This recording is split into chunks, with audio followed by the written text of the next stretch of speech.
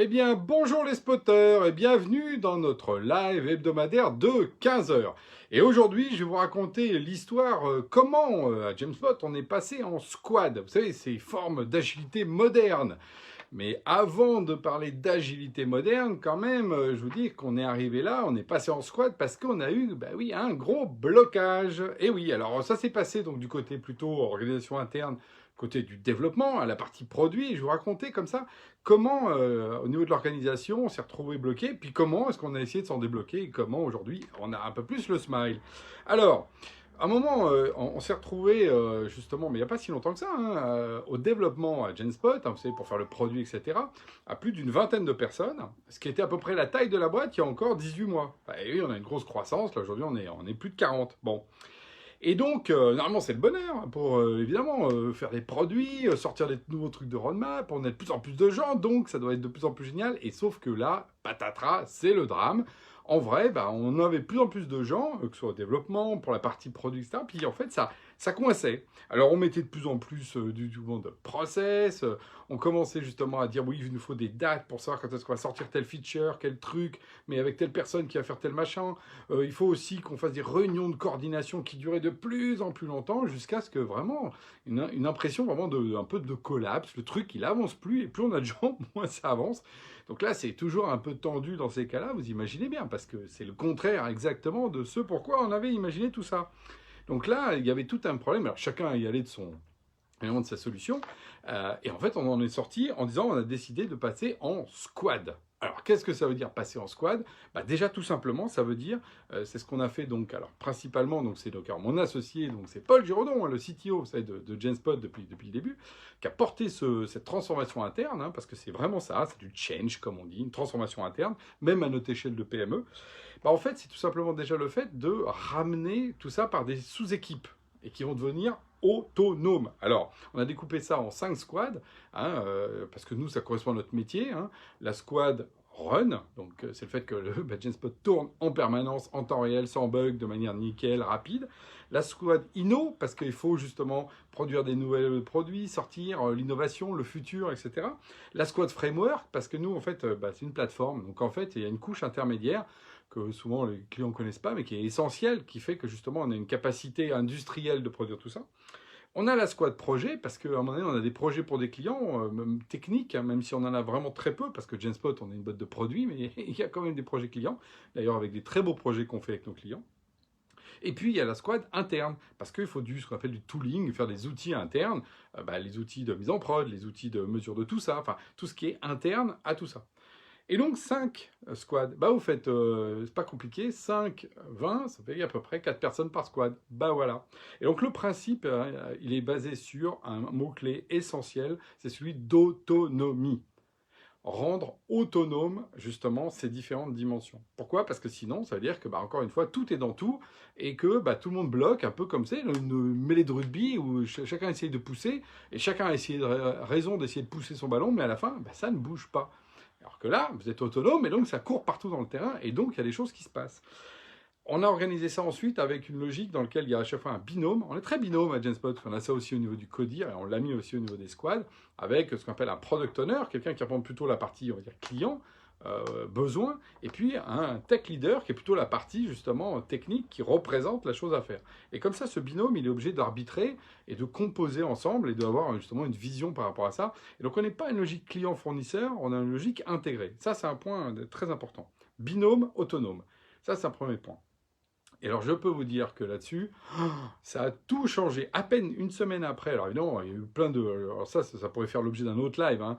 L'ajustement de la phase A, la phase B, les explications, etc., ça a pris pas mal de temps parce qu'il y a des gens qui disent « mais je comprends pas comment ça marche, etc. » Et en fait, en le faisant, tout simplement, les gens ont tout de suite vu l'intérêt, même si effectivement, je vais revenir dessus, il n'y a pas que du bonheur, mais il y a quand même beaucoup de points positifs.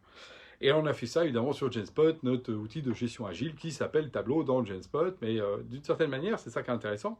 L'outil est un appui, mais clairement, ce qui est compté, c'est plutôt la méthode. Comment on a fait ça et avec les personnes. Et alors du coup, en réfléchissant à ce live, parce que donc là, on est après, justement, je peux en parler avec aussi un peu plus de recul, hein, voilà, parce que la mise en place, on va dire, c'est avant l'été. Donc là, maintenant, on a vraiment tourné, parce qu'en plus, c'est du rythme hebdomadaire. Finalement, il en ressort, on avait mis 3 principes, mais que je vais remapper avec des choses que vous connaissez bien. Le premier principe qui était essentiel, c'était justement, on voulait arrêter les à-coups, vous savez, de faire que de l'innovation, que du projet client, etc. Donc, une logique d'égalité. Chaque squad a, toutes les semaines, effectivement, des ressources qui sont allouées de manière équiprobable. Voilà, ça c'est évidemment égalité. Ça c'est la théorie. Parce qu'après, il y a un deuxième principe qui est celui de la liberté. Il ne s'agit pas qu'un développeur, par exemple, ou un designer soit toujours sur la squad Inno, il fait que les nouveautés, ou il y a un autre dev, il fait que des bugs, il corrige les bugs. Ah bah oui, hein, tu comprends. Non, justement, il y a l'idée de passer de l'un à l'autre, parce que d'ailleurs, l'un nourrit l'autre. Quand on corrige les bugs, on fait des meilleurs produits dans le futur. Et puis, on conscientise aussi, vous savez, c'est comme l'obsolescence programmée. Du coup, ben non, on fait attention à tout ça, on est beaucoup plus conscient. Idem, on passe projet client, parce qu'un client, il va parler autrement que l'interne peut faire des specs, etc., etc. Donc, il y a une logique de mercato comme ça, qui est un mercato très lent, parce qu'il ne s'agit pas de changer toutes les semaines, mais il y a une logique de liberté. On n'est pas enfermé dans une squad à vie ou pour même 2 ans chez nous. Donc on peut rester 1 semaine, 2 semaines, 3 semaines dans une squad et hop là, on bouge. Mais un mercato lent. Bon. Et le troisième principe, c'est celui, bah, vous imaginez bien, j'ai mis égalité, liberté, égalité, donc il manque la fraternité, qui est le fait que si à un moment donné, bah, le principe pragmatique de réalité, il y a des semaines où on voit bien que, bah oui, là tout d'un coup, bah, c'est la panique côté projet, parce qu'on est en retard sur un projet client. C'est la panique côté Inno, parce qu'il faut qu'on sorte un truc là pour le 31. Oh là là, vite, il faut y aller, etc. Ou panique sur le run, parce qu'il y a des fois, bah, typiquement, on a eu des fois soit des problèmes. Alors, par exemple, là, on a eu des problèmes d'infra avec nos amis d'OVH. Bon, bah voilà, comment on fait? Donc là, dans ces cas-là, on va les mobiliser en fraternité, justement, dans l'arbitrage d'alignement, un peu plus de ressources, cette semaine sur le Lino, sur le run, etc. Voilà. Mais il y avait vraiment avec cette idée donc, de fraternité, on est pragmatique, mais on garde de la liberté et en étant dans l'égalité. Vous voyez, d'ailleurs, c'est intéressant de travailler ces 3 principes. Et du coup, à partir de là, on a eu quand même quelque chose qui est beaucoup plus apaisé, d'ailleurs qui a produit énormément de choses. Là, on a un bond, d'ailleurs, nous, enfin, on le sent en interne et en externe, hein, ça s'est vu aussi dans la com. Donc, les résultats sont clairs pour moi. Vitesse, agilité, plus. Voilà. Et du smile aussi. Parce que mine de rien, quand vous avez quelqu'un plus autonome qui a fait quelque chose, il est plus heureux que d'attendre, je ne sais quoi, une espèce de grand comité qui va décider des trucs. Enfin, voilà. Et surtout, en plus, c'est pas notre culture. On n'est vraiment pas pyramidal au sein de Genspot. Donc ça, c'est vraiment le plus. Alors, côté un peu moins, voilà, c'est le côté, je disais tout à l'heure, il y a déjà des ratés de synchro, parce que quand plus vous avez de l'autonomie, évidemment, il faut que les gens se synchronisent, pensent à prévenir les gens quand ils font les trucs. Donc oui, de temps en temps, il y a des ratés. Mais finalement, ces ratés en comparaison, ils sont beaucoup plus. Et si en plus vous êtes autonome et agile, et donc rapide, vous les patchez rapidement, et c'est pas grave. Et si on n'en fait pas une affaire personnelle, tout va bien. Et puis le deuxième point, c'est qui fait quoi. Alors c'est pareil, alors que justement les gens ne sont pas stickés à un truc, donc ah tiens, il est où Damien? Ah tiens, il est là, Anto, Christelle. Alors effectivement, les gens sont plus mouvants. Et alors moi je sais que moi ça m'angoisse pas, il y a des gens qui s'angoissent un peu plus. Ah t'es là-dessus, oh, super. Et justement ça permet, moi je trouve, beaucoup plus d'aération et aussi de mobilité, y compris intellectuelle. Donc voilà, nous en tout cas, le passage en squad c'était une vraie réussite. Je dirais que c'est marrant parce que ça fait longtemps qu'on en parlait théoriquement. Vous voyez, côté un peu machin, agile. Puis en fait, c'est la réalité et un peu le blocage qui nous a amené à le faire, comme souvent les humains. Je ne vais pas vous la raconter. Alors, on avait super bien anticipé à G-Spot et tout ça. Non, à un moment donné, on s'est retrouvé face à ça. Par contre, on a réagi. Et c'est ce qui fait d'ailleurs pour moi aussi vraiment le truc le plus profond qu'on a nous dans notre culture, c'est la résilience. L'idée que toutes nos difficultés sont des sources de progrès et l'antifragilité. Donc voilà, donc là on a eu un problème, on l'affronte, ça a été assez rapide la prise de décision, etc. On n'est pas resté pendant 1 an comme ça, oh mon Dieu, c'est terrible, on n'y arrive plus.